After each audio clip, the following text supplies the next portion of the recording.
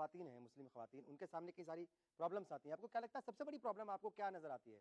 चार दीवारी में आप रहती हैं, कभी बाहर नहीं निकल पाती, या अगर बाहर निकलती हैं तो वहाँ पर क्या प्रॉब्लम आपको जो है वो फेस करनी पड़ती है? औरतों को तो बहुत सारे मसाइल हैं, बहुत सारे प्रॉब्लम्स हैं।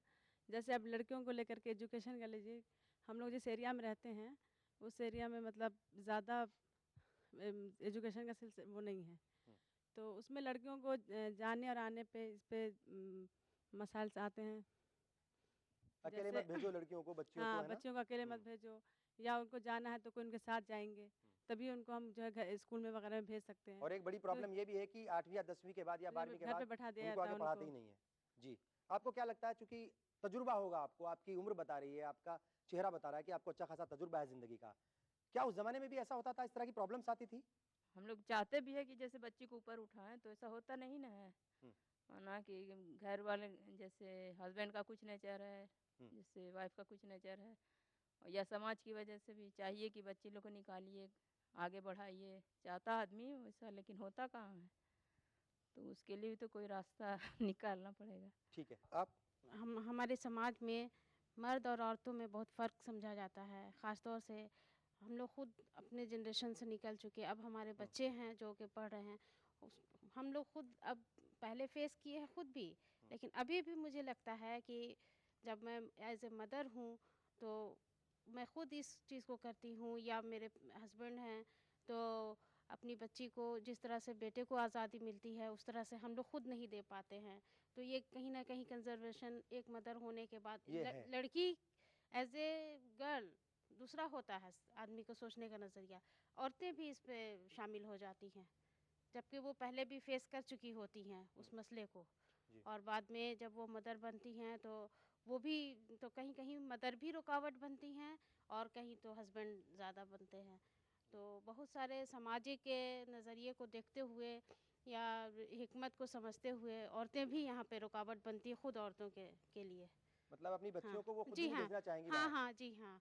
सामाजिक प्रॉब्लम्स जो आए दिन न्यूज़ वगैरह में सुनता है आदमी, उस वजह से औरतें चाहती हैं वो खुद भी कुछ करना या बच्चियों को करना, लेकिन जो समाज में उनको प्रॉब्लम फेस होता है इस वजह से लड़कियों को वो खुद भी चाहती हैं कि एज ए सेफ्टी उनके साथ कोई जाए, या वो एक मजबूत लड़की की तरह से वो चाह कर भी नहीं कर पाती हैं, क्योंकि समाज में इस तरह के मसले मसाइल बहुत सारे हैं। जी।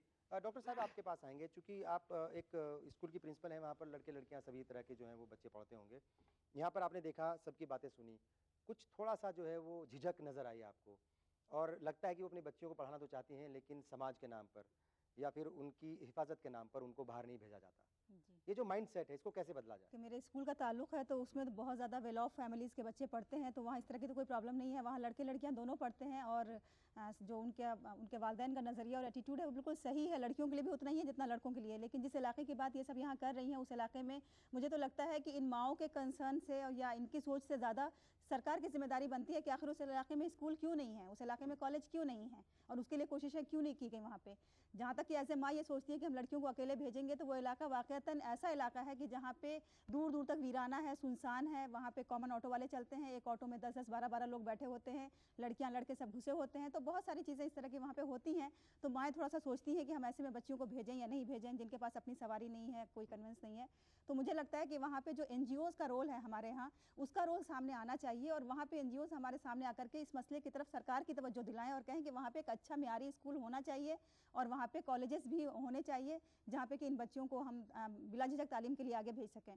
तो थोड़ा सा जो कंसर्न माओं के जहनों में, मुझे लगता है कि ये बेजा नहीं है, लेकिन माएँ ये कर सकती हैं कि जहाँ वो अपने खाने पीने पे इतना खर्च करती है, अपने घर के दूसरे खर्चों में से थोड़ा सा बचा करके अपनी बच्चियों के लिए कोई ऐसा इंतजाम कर सकती हैं सवारी का, जिसमें कि जैसे कॉमन ऑटो में भेजने में इनको प्रॉब्लम है तो कोई ऑटो रिजर्व कर सकती हैं जो वहाँ से उनको स्कूल तक पहुँचा दे या कॉलेज तक पहुँचा दे, या इस तरह की और भी कोई दूसरी जो वहाँ पे तरीके बहुत सारे हो सकते हैं, रास्ते बहुत सारे हो सकते हैं, तो इस तरह आपको करना पड़ेगा। बिल्कुल जी।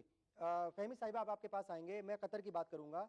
शेख हनादी वहाँ पर एक खातून है और बिजनेस वीमेन है, बड़ा नाम है उनका, और अरब की एक मैगजीन है, उन्होंने पूरी दुनिया की जो सबसे ताकतवर ख़वातीन हैं उनमें से एक उनका भी नाम है, मुस्लिम वीमेन है ये। अगर वो कोशिश करके आगे बढ़ सकती हैं, पूरी दुनिया में अगर 100 लेडीज़ में वो एक हो सकती हैं, तो फिर दूसरी खातिन क्यों नहीं हो सकती? ये बिल्कुल सही बात है। और हमारे यहाँ तो रसूलुल्लाह सल्लल्लाहु अलैहि वसल्लम ने जो पहली पसंद थी, उनकी जो पहली शादी थी, वो एक बहुत बड़ी बिजनेस खातून थी, तो वो उनको भी एक शरीक हयात के तौर पे जो चाहे जो उनका जो इंतखाब था वो वही था, कोई बहुत सिर्फ घरेलू खातून नहीं थी वो। 1400 साल पहले 1400 साल पहले और इस्लाम के इंट्रोडक्शन के पहले, रसूल अल्लाह की नबूवत के पहले वो इतनी कामयाब थी। तो ये जो बात है कि औरतों की कामयाबी की, घर से बाहर निकल के कामयाबी की, ये बिल्कुल इस्लाम के ख़िलाफ़ तो है ही नहीं।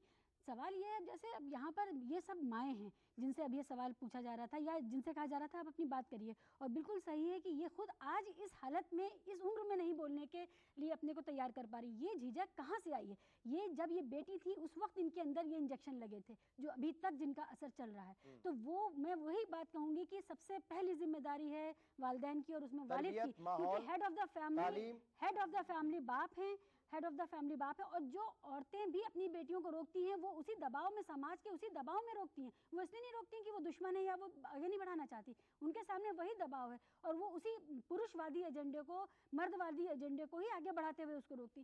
तो जो पूरा हमारा फ्रेमवर्क है वो इतना ज़्यादा मर्दवादी है कि कोई औरत अगर वो मान लीजिए माँ के तौर पे है या दादी के तौर पे, वो भी ऑपरेट तो वो उसी फ्रेमवर्क में कर लेकिन रही है। हमारे पास रजिया सुल्तान बेगम हजरत महल कई बड़े एग्जाम्पल हैं। जहाँ वालिद ने मौका दिया वहाँ औरतों लड़कियों ने अच्छा करके दिखाया। रजिया का मामला भी यही था कि उसका नाकारा भाई था, इसके बावजूद वालिद ने भरोसा किया अपनी बेटी पर, बेटी ने करके दिखाया। तो जहाँ जहाँ मौका मिला है वहाँ वहाँ लड़कियों ने किया है। अब हुकूक की बात आती है, आइन के तहत जो है या फिर जो उनको जो राइट्स हैं बेसिकली, वो हम देखते हैं कि वो, मैंने जैसे पहले कहा कि एनजीओ जो हैं वो हमारी उतने ज़्यादा काम नहीं कर रहे हैं। तो ये जिम्मेदारी भी मेरा ख्याल कि कहीं ना कहीं उस समाज की है, उस तबके की है जो आगे बढ़ चुकी हैं। उनको एजुकेट करना चाहिए, उनके राइट्स बताने चाहिए, और शायद ह्यूमन कमीशन का भी इसमें जो है कहीं ना कहीं रोल बनता है। देखिए, कमीशन का जो सबसे बड़ा रोल है वो अवेयरनेस का ही है, जागरूक करने का है, लोगों को अपनी बात पहुंचाने का है। जो हम हुकूक की बात कर रहे हैं, हम जो एजुकेशन की बात कर रहे हैं कि तालीम होनी चाहिए, और जैसा मैंने आपसे कहा कि तालीम के साथ साथ तरबियत भी होनी चाहिए। तो इसके लिए जो एनजीओज़ को आगे प्रमोट करने की बात है तो कमीशन करता है। कमीशन की जो वर्किंग होती है थ्रू एनजीओ, उसका सबसे बड़ा एक पिलर है एनजीओ और मीडिया। इसमें मीडिया को भी बहुत, आपको भी मैं रेस्पेक्ट करना चाहूँगी कि ईटीवी का एक बहुत अच्छा प्रयास है। जो ये आप ये चैनल शुरू कर रहे हैं, जो प्रोग्राम है, इसको कितनी ख़वातीन देखेंगी, उसमें कितना जोश आएगा, वो अपने आप को महसूस करेंगी कि चलिए हम अपनी बात आगे कह सकते हैं। तो अवेयरनेस के साथ साथ अगर इस तरीके के मीडिया के थ्रू चैनल्स के जरिए भी हम उनके इस राइट्स बात को बताया जाए, आगे बढ़ाएं, उनको अवेयर तो किया अच्छे जाए। रिजल्ट्स आएंगे। क्योंकि मैं आपको बता रही हूँ कि राइट्स बहुत सारे हैं। डोमेस्टिक वायलेंस एक्ट जो है महिलाओं का, वो एक ब्रह्मास्त्र है जिसके कि अगर पार कर दे तो वो मतलब इधर से उधर कदम नहीं रख सकती है। कानून सब बन चुके हैं, एजुकेशन से रिलेटेड हर गवर्नमेंट ने अपनी स्कीम्स बना ली हैं, लेकिन अगर ज़रूरत है तो उनको इम्प्लीमेंट करने की। तो इम्प्लीमेंट करने के लिए एक तो हम गवर्नमेंट को भी इसमें थोड़ा सा वार्न होना चाहिए, और गवर्नमेंट भी जागरूक हो रही है कि अपनी बात को महिलाओं तक पहुंचा रही है, गांव-गांव, ढांडी-ढांडी बात पहुंच रही है। साथ साथ इसमें जो एनजीओज़ हैं उनका भी रोल होता है कि जैसा आपने बताया कि बच्चियों को इधर से उधर नहीं भेजना, तो उनको जाके काउंसलिंग करें, उनको समझाएं कि आपकी बच्ची महफूज है, आप मत डरिए, और अगर नहीं है तो कितनी सारी स्कीम्स हैं, फलाना नंबर पे आप कॉल करिए। बच्चों को घर में तालीम दी जाइए। आप घर से निकलते ही बाहर अगर बेटा कोई प्रॉब्लम आती है तो आप इस नंबर पे फ़ोन कीजिए। दिल्ली के अंदर देखिए, एजुकेट करना पड़ेगा। तालीम की बात करें खाली कि तालीम दीजिए, तालीम के साथ साथ उसको तरबियत भी अच्छी तरीके से दी जाए कि बच्ची तुम बाहर जा रही हो, लेकिन ये चीज़ें हैं। मैं अपनी खुद के बच्चों को, मतलब अपनी ग्रैंड डॉटर को, इनको कि सारे उनको नंबर याद कराइए, घर के नंबर कराइए, बाहर के कराइए। ये तालीम तो माँ खुद भी दे सकती है अपनी बच्ची को, कि उसके बाद में आप उसको पढ़ने के लिए भेजिए। एक अच्छी बच्ची अच्छी माँ बनेगी। अगर अच्छी बच्ची को नहीं करेंगे तो वही जैसा कह रहे हैं कि मेन डोमिनेटिंग सोसाइटी है, हमारी सोसाइटी में मेन ही डोमिनेट करते रहेंगे, औरतें कहाँ से आगे आएंगी। तो बच्चियों की तालीम के साथ साथ तरबियत होनी चाहिए, और साथ में उसमें हिम्मत और हौसला भी घर से मिलना चाहिए और फिर स्कूल से मिलना चाहिए। तस्नीम साहिब, आप आपके पास आएंगे। जो मुस्लिम खवातीन हैं उनको किसे अपना रोल मॉडल मानना चाहिए? रजिया सुल्तान को, बेगम हजरत महल को, या फिर जो फिल्मी दुनिया की जो हमारे सामने नाम आते हैं, कुछ मधुबाला है, मीना कुमारी है, तब्बू है, बहुत सारे नाम हैं ऐसे, नरगिस थी, किसको रोल मॉडल मान करके आगे बढ़ना चाहिए? या फिर हजरत खदीजा? कि आपने खुद ही नाम जो लिया आखिरी हजरत खदीजतुल कुबरा का, उनकी मैं 3 बातें मतलब बताना चाहूँगी। ऐसे तो हम सब पढ़ते रहे हैं। पहली चीज़ ये थी कि हमारे प्यारे नबी सल्लल्लाहु अलैहि वसल्लम तिजारत का उनका माल लेकर जाया करते थे। तो यानी वो एम्प्लॉयर थी और नबी सल्लल्लाहु अलैहि वसल्लम एम्प्लॉई थे उनके। और नबी सल्लल्लाहु अलैहि वसल्लम ने हज़रत खदीजा को पसंद नहीं किया था, हज़रत खदीजा ने नबी सल्लल्लाहु अलैहि वसल्लम को पसंद किया था। ये बड़ी बात है। फिर जब इस्लाम कबूल करने का वक्त आया तो पहला मतलब जो खातून है उन्होंने इस्लाम कबूल किया, पहली वो मुसलमान खातून थी।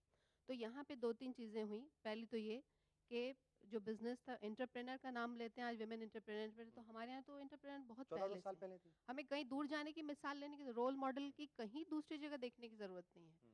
ये सब हमारे यहाँ मौजूद है। हमें उसकी अच्छे से जानकारी नहीं होती, बताया नहीं जाता, और वहीं तक बताया जाता है जहाँ तक हमारे घर का मर्द ज़रूरी समझता है। और जहाँ तक उनके हक में बात हो रही हो। बिल्कुल, बिल्कुल। जहाँ तक उनके हक में बात हो। तो और फिर ये है कि ये जो भी रोल मॉडल होते हैं ना, वो देखिए अलग-अलग समाज, अलग-अलग इसमें अलग-अलग तरह के हो सकते हैं। जैसे जो एक्टिविस्ट होती हैं, उनके रोल मॉडल एक्टिविस्ट तबके का कोई बड़ा नाम हो अच्छा, मैं एक सकता है। चीज़, चूँकि आप जर्नलिस्ट जो भी हैं, जी। जर्नलिस्ट भी हैं, तो एक सवाल आपसे लाज़मी हो जाता है। हम देखते हैं कि बहुत सारी ख़वातीन जो हैं वो सियासत में आती हैं। यास्मीन अबरार को छोड़ दीजिए और मोहसिना किदवई को छोड़ दीजिए, लेकिन मैं जो गाँव लेवल पर जो सियासत कर रही हैं या छोटे-छोटे शहरों में सियासत कर रही हैं, हम देखते हैं कि उनके जो ख़ाविंद हैं वो आगे रहते हैं। नाम के लिए जो है कोई खातून है, लेकिन असल जो काम होता है वो उसके जो ख़ाविंद है वही करते हैं। नहीं, इसकी एक बहुत बड़ी मिसाल हमारे बिहार में है। हमारे बिहार के मुख्यमंत्री नीतीश कुमार साहब ने जो 50% रिजर्वेशन दिया, तो ऐसा थोड़ी था कि कहीं बाहर से औरतें आके इलेक्शन लड़ गईं और फिर ये हो गया। जब जीत के आईं और सबने जब कदम निकाला बाहर, और तो फिर वो फिर बाहर आने लगीं, फिर ये इल्ज़ाम लगने लगे कि जो मर्द था वही। एसपी बोलते हैं, हाँ, सरपंच पति बोलते हैं। हाँ, जी, ये हमारे बोलते हैं। राजस्थान में तो इस तरह से लेकिन कुछ होता है। नहीं, हाँ। लेकिन अब फिर उसमें अमेंडमेंट किया गया, और फिर अब ज़रूरी कर दिया गया कि जो जीत के आई हैं, जो लेडीज़ हैं, वही आएंगी, वही रिप्रेजेंट करेंगी। जो मैंने कहा, रोल मॉडल आपके लिए कौन हो सकता है? सानिया मिर्ज़ा भी हो सकती हैं आपके लिए, बेनज़ीर भुट्टो भी हो सकती हैं, और कोई फिल्मी जो स्टार हैं वो भी हो सकती हैं। किसको मतलब ज़हन में रख कर के आगे बढ़ने की कोशिश कर रही हैं या करना चाहिए? क्योंकि इंदिरा गांधी हमारे देश के लिए मिसाल बनी, रोल मॉडल। उनके बाद मुझे नहीं लगता कोई और ऐसा जो लेडीज़ है पॉलिटिकल में ले लीजिए, कोई इतना रुतबा और ओहदा नहीं मिला किसी लेडीज़ को। नहीं, मैं हिंदुस्तान की बात आप कर रही हैं। नहीं, हिंदुस्तान में मैं यही कहूँगी, इंदिरा जी के बाद में अगर रोल मॉडल में अगर मैं मानती हूँ तो वो है मिसेस गांधी, सोनिया गांधी को। सेम उनके भी कार्यक्रम राजीव जी की हुई। जब अबरार साहब का एक्सीडेंट हुआ, फ़ोन आया कि आपकी तकलीफ को मेरे से बेहतर कोई नहीं जान सकता है। और ऐसी रोल मॉडल है जो कि आज यूपी की चेयरपर्सन होने के हैं, प्राइम मिनिस्टर का ऑफर आया लेकिन उन्होंने रिफ्यूज किया, और पूरे देश को चला रही हैं। उसके बाद प्रेसिडेंट अपनी प्रतिभा पाटिल को देखिए आप। तो ये महिलाएं हैं, हम तो सियासत में तो उसी कुल मिलाकर के आप ये कह रहे हैं कि अगर जिम्मेदारी मिले, ख्वातीन को जिम्मेदारी मिले, तो वो जिम्मेदारी को अदा करने में कहीं पीछे नहीं हटेंगी। जरूरत है उन्हें आगे बढ़ाने की और उनके हकों को देने की। एक वक्फा, बहुत जल्द हाजिर होते हैं। Presenting Jaipur Greens, a gated community located just off the NH8 Jaipur Ajmer Highway. For details, call 0141 511 5931. एक माँ के लिए प्रसव काल जहाँ संतान होने की खुशी लाता है, तो दूसरी ओर जच्चा और बच्चा दोनों के लिए स्वास्थ्य संबंधी कई जटिलताएं भी साथ लाता है। इन्हीं जटिलताओं को कम करने के उद्देश्य से राजस्थान सरकार ने प्रदेश में राजस्थान जननी शिशु सुरक्षा योजना शुरू की है।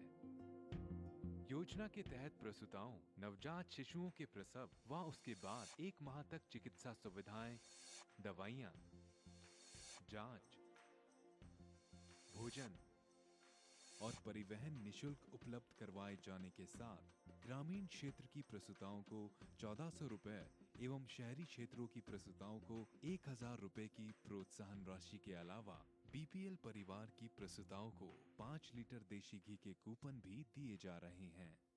किराया भी फ्री हुआ है, इलाज भी और ऑपरेशन भी फ्री हुआ है। हम नॉर्मल फैमिली से, हमारा इतना खर्चा शायद प्राइवेट में उठा नहीं सकते, इसलिए मैं आया। मैं इस योजना से बहुत खुश हूँ। राजस्थान जननी शिशु सुरक्षा योजना में बीते 2 वर्षों में अब तक लगभग 9 लाख महिलाएं और 2 लाख से अधिक नवजात शिशु लाभान्वित हुए हैं। राजस्थान में योजना की बेहतरीन क्रियान्विति को देखते हुए केंद्र सरकार द्वारा राज्य को 665 करोड़ रुपए की विशेष वित्तीय स्वीकृति मिली है।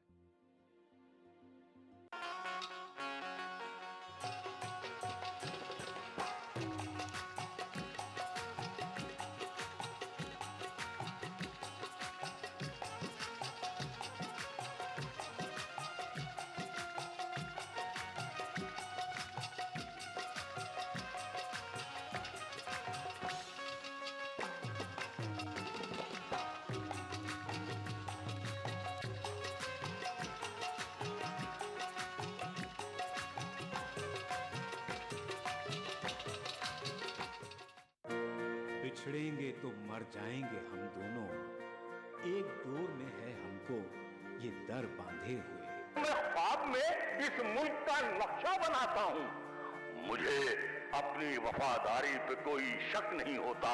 मैं खूने दिल मिला देता हूँ जब झंडा बनाता हूँ। हिंदू और मुस्लिम मुल्क की दो आंखें हैं। अपने मुल्क की तरक्की और खुशहाली का काम हिंदू और मुस्लिम एकता के जरिए किया जा सकता है। मजहब नहीं सिखाता आपस में बैर रखना, हिंदी हैं हम, वतन है हिंदुस्तान हमारा।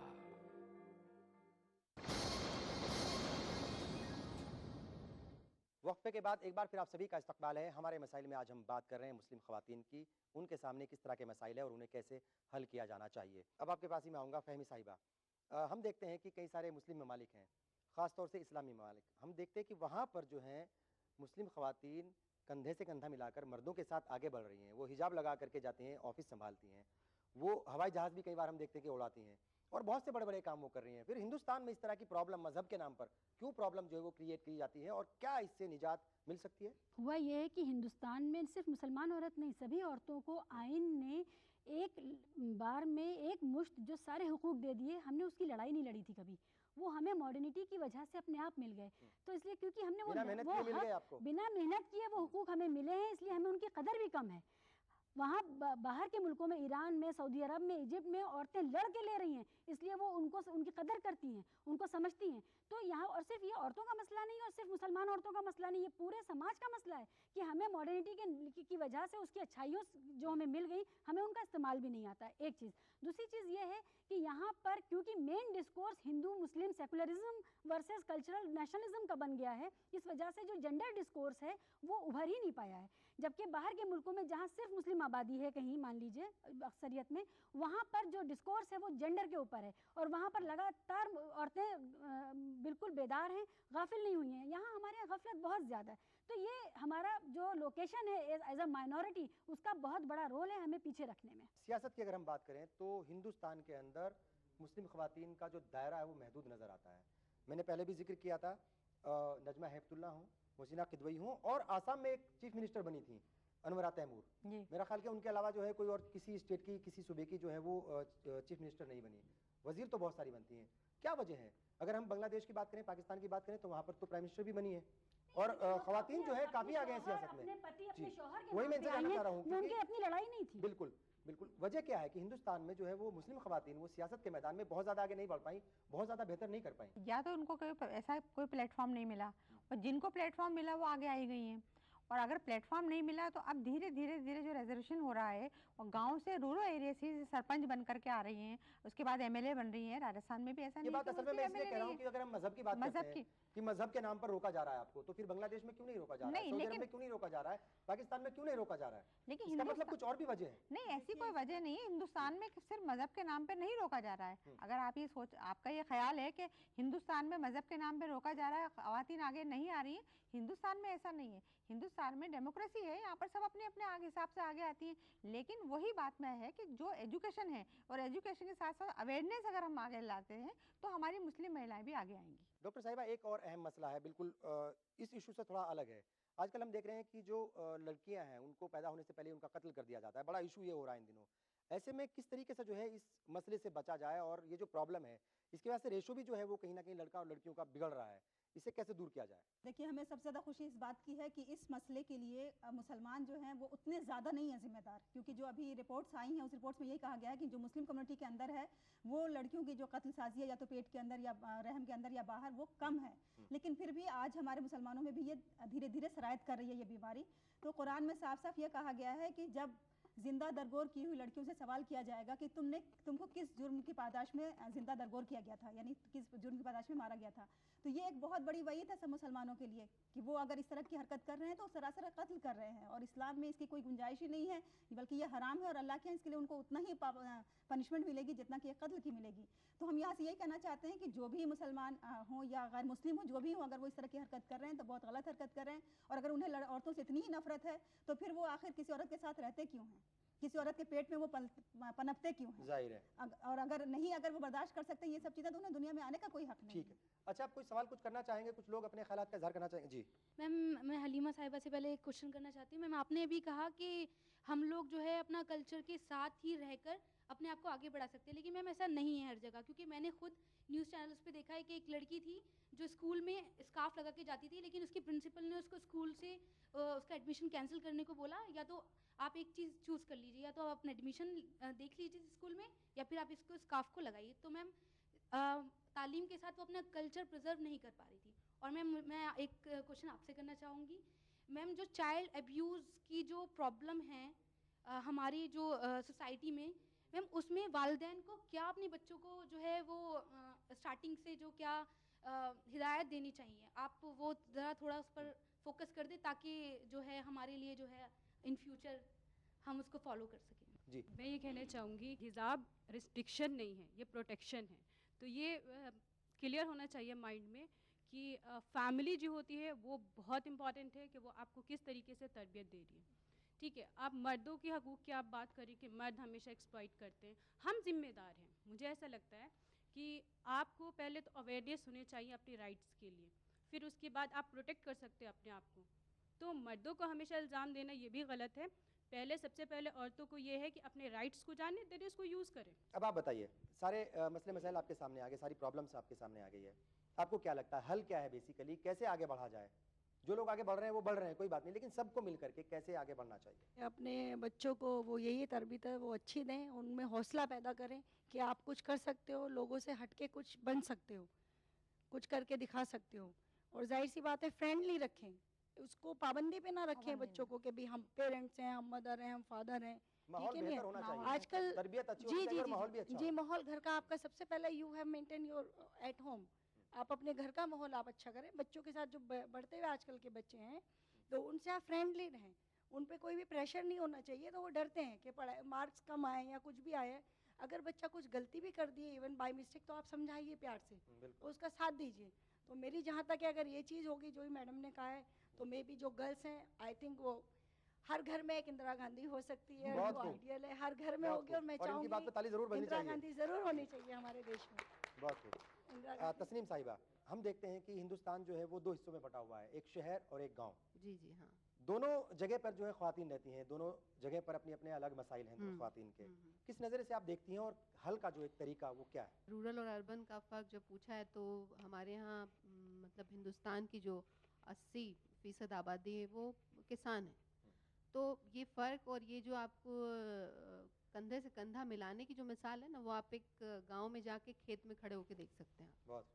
अगर घर का मर्द बाहर काम पे गया है तो घर के सारे काम औरतें करती हैं, सारे डिसीजंस वही लेती हैं, चाहे वो खेतीबाड़ी का हो, चाहे वो प्रिजर्व करने का हो, बच्चों को पढ़ाने का हो, या जो नहीं पढ़ा सकते उनका हो। तो रूरल में ऐसा कुछ नहीं है। अब औरतें खेतीबाड़ी और घर और इससे निकल के अब हिस्सा लेने लगी हैं, अब पंचायत तक आती हैं, ब्लॉक तक जाती हैं, शहर तक जाती हैं, जुलूस में शामिल होती हैं, घर घर जाके वोट मांगती हैं। तो वो बिल्कुल चेंज हो रहा है और मीडिया इसमें बहुत बड़ा रोल प्ले कर रहा है। परसेप्शन मीडिया बनाता है, चाहे वो प्रिंट हो चाहे वो इलेक्ट्रॉनिक हो। तो जैसा आप दिखाएंगे जहन वैसे ही आबियार होंगे। और एक बात और ये कि जब तक आप ख्वाब नहीं देखेंगे तो उन्हें मुकम्मल कैसे करेंगे? आप देखिए, जद्दोजहद कीजिए और उनको मुकम्मल कीजिए और उसके रास्ते का जो इंतखाब कीजिए। फिर ये ठान लीजिए कि उसके रास्ते में जो भी कांटे आए, प्रॉब्लम्स आए, बाधाएं आए, उनको मुझे पार करना है और अपने हदफ तक पहुंचना है। तो फर्स्ट आप पहले टारगेट चूज कीजिए, तब वहां तक चलने की कोशिश कीजिए। आप बताइए, उनका भी एक सवाल था। और ये जो मसले हैं, ये मसले ना रहें, क्या कुछ होना चाहिए? चाइल्ड अब्यूज़ में ये सिर्फ मुसलमानों का मसला नहीं है, ये पूरे समाज का मसला है। सबसे ज़रूरी बात यह है कि माँ बाप ये बच्चों को बताएं कि एक सेहतमंद बर्ताव और एक बीमार बर्ताव क्या होता है, उससे कैसे बचा जाए। दूसरी बात यह है कि जब बच्ची शिकायत लेकर के आए कि फ़लाँ ने किया, चाहे वो कितना भी करीबी रिश्तेदार क्यों ना हो, फ़लाँ ने उसके साथ बुरा बर्ताव किया, बीमार तरीके से उसको देखा, उसको छुआ, तो बच्ची पर यकीन करें, बच्ची को हौसला दें कि वो अपनी बात कह सके और उसको तहफ़्फ़ुज़ दें, उसको महफूज करें उस इंसान से। तो ये जो भरोसा है कि हम अपने माँ बाप के पास अपनी परेशानी लेके जा सकते हैं, बिल्कुल उसी तरह जैसे जब हमारे सर में दर्द होता है तो जाते हैं, पेट में दर्द होता है तो जाते हैं, उसी तरह जब हमें समाज में कोई परेशानी आए और हम माँ बाप के पास भरोसे से जा सकें, तो वो बच्चे कभी भी किसी इस तरह के हादसे का गुपचुप शिकार नहीं होते रहेंगे और वो इस्तेसाल के आदी नहीं बनेंगे और एक्सप्लॉयटेशन रुक जाएगा। दूसरी बात, जहाँ तक हिजाब का मामला है, देखिए हिजाब का मामला एक सजेशन के तौर पर आया हुआ है हमारे यहाँ।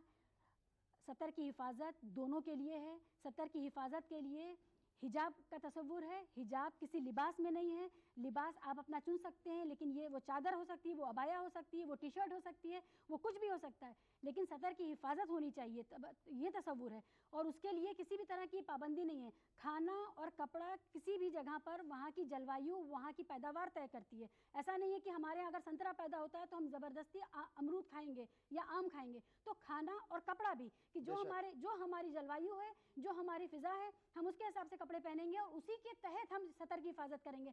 अरबों के लिए ये बिल्कुल ठीक था कि वहाँ गर्म रेत के अंधड़ चलते थे तो वो पूरा का पूरा जुब्बा पहनते थे, मर्द भी और औरतें भी। हमारे लिए वो ज़रूरी नहीं है। हम अपने सतर की हिफाजत अपने आबो हवा के हिसाब से करेंगे। हमारे लिए कोई ज़रूरी नहीं है हम अबाया पहने। जी, अब मैं आपके पास आऊँगा डॉक्टर साहिबा। तालीम का जो मामला है, वहाँ पर पैगम्बर मोहम्मद सल्लल्लाहु अलैहि वसल्लम ने भी जो है वो ख़ास तौर से ख़वातीन की तालीम पर जोर दिया है। कहा है कि अगर एक मर्द पढ़ेगा तो सिर्फ एक ही आदमी पढ़ेगा, लेकिन अगर एक खातून पढ़ती है, पूरा मुआशरा या पूरा घर या पूरा ख़ानदान जो है वो तालीम याफ्ता बनेगा।